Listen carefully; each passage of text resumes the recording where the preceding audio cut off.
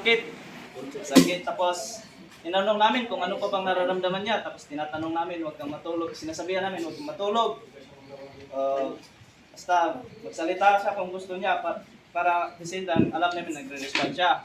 Okay, ngayon, nilagay namin siya sa sa spine board. Na-apply namin ng spider strap. Tapos sinecure yung paa. Hindi kami naglagay ng dito kasi sa gabal kasi siya. Matatamaan yung sugat niya ng tawag dito. Next Okay. board. Tapos, while on travel, nag-struggle kami sa pag-travel kasi okay ka lang, hindi na Chinek namin ngayon, in-assist namin yung breathing, pulse, meron, pero breathing, hindi. Both wala.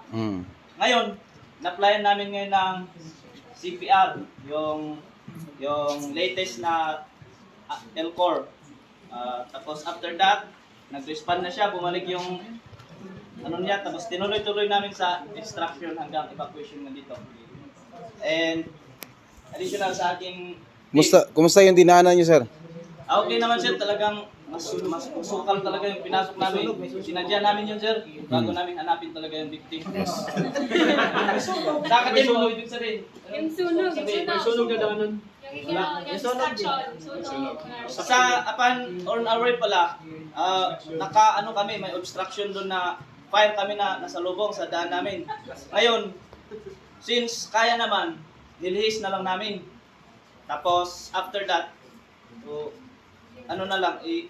iwasan naman yung ibang rescuer na total andun na sila sa area na may apoy.